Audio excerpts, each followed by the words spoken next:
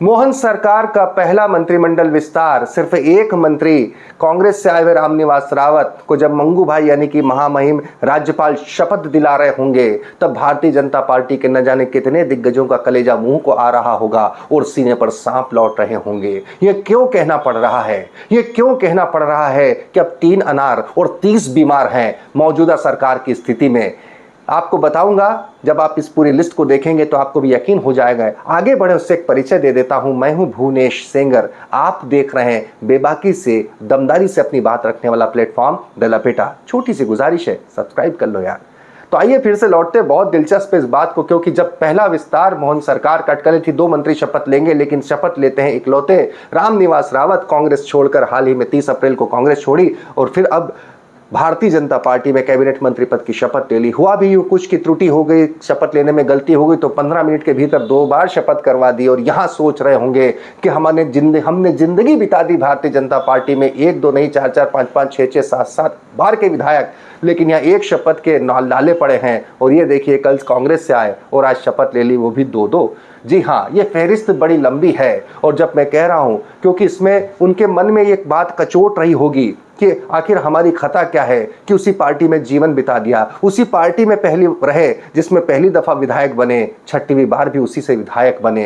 ये तमाम चेहरे जो कभी मध्य प्रदेश में भारतीय जनता पार्टी की सरकार के चेहरे हुआ करते थे, आज महज विधायक बने हैं। ये तमाम माननीय सरकार का उस तरह से हिस्सा नहीं है। और फिर कहना पड़ जाता है, क्योंकि अब रामनिवास रावत के शपथ लेने के बाद में मोहन मंत्रिमंडल में मात्र 3 मंत्रियों की गुंजाइश बची है, तभी तो कहना पड़ रहा है कि 3 अनार और 30 बीमार। इन बीमारों की फहरिस्त जरा देखेंगे तो आपको यकीन हो जाएगा कि इतनी देर से मैं जो कुछ कह रहा हूं वो बात में कितना दम होगा। चेहरे सीने पर लाखों सांप किस तरह से लौटे होंगे, किस तरीके से कलेजा मुंह को आया होगा जब ये सुना होगा, जब देख रहे होंगे रामनिवास रावत को शपथ लेते हुए।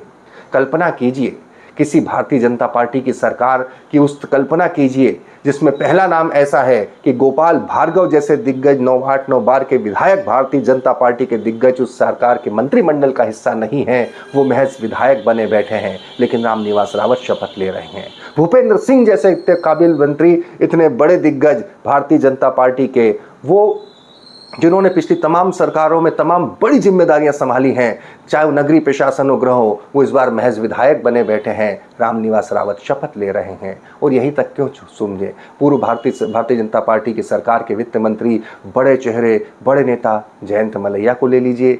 जयंत मलैया भी महज विधायक हैं, लेकिन रामनिवास रावत शपथ ले रहे हैं।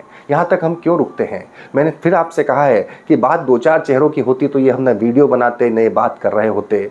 कुछ ज़्यादा मंत्री पद बचे होते तो भी ये बात नहीं हो रही होती। बचे हैं 3 अनार और बीमार है 30। जरा देखिए, जिन बड़े नामों को मैं का जिक्र किया, इनके बगैर तो किसी मंत्री मध्य प्रदेश में बीजेपी के मंत्रिमंडल की कल्पना ही नहीं की जा सकती। लेकिन ये वास्तविकता है, ये हकीकत है, ये नए दौर की बीजेपी है। कांग्रेस से आएंगे, मंत्री पद पा जाएंगे, पार्टी में रहेंगे, विधायक रह जाएंगे। इसी सिलसिले में और भी नाम हैं। अजय बिश्नोई कब से कसमसा रहे हैं, कुलबुला रहे हैं, शपथ नहीं हो पाती। अर्चना चिटनिस, अब की बार तो तय था कि मेरा तो हर कोटे से नाम है, इतना भारी भरकम नाम, महिला भी हैं, सब कुछ हैं काबिल, लेकिन उसके बावजूद भी अर्चना चिटनिस महज बुरहानपुर की विधायक बनी हुई है। सपना अभी भी है और वह बरकरार है।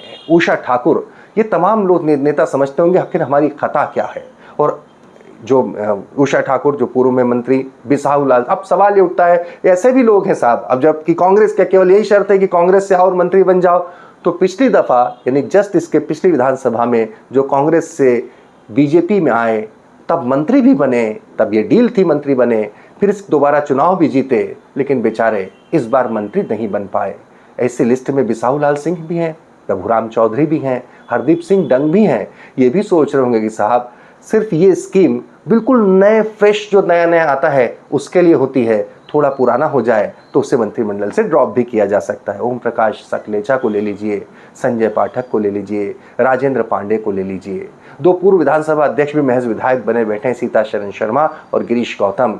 वहीं भोपाल के, अगर हम भोपाल से चाहे वो रामेश्वर शर्मा हो तो ना जाने कब से मंसूबा पाले बैठे हों, या फिर इंदौर से रमेश मेंदोला हो, जिनकी रिकॉर्ड जीत को लेकर बीजेपी सर्वे कराती है, जिनकी रिकॉर्ड जीत को लेकर बीजेपी ढिंढोरा पीटती है, सब कुछ करती है, लेकिन मंत्री नहीं बनाती। न जाने कब से उनके क्षेत्र के लोगों की तो आंखें पथरा गई है कि दादा दयालु को आखिर मंत्री बनते देखेंगे तो न जाने कब देखेंगे।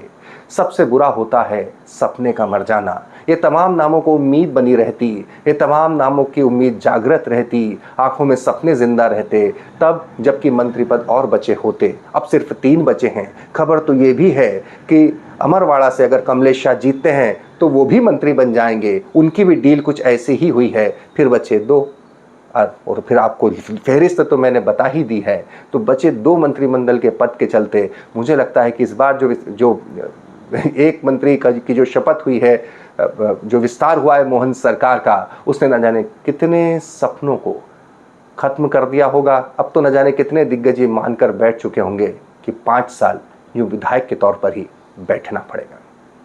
सटीक सियासी विश्लेषण लेकर आते हैं, इसीलिए गुजारिश करते हैं द लपेटा को सब्सक्राइब करें।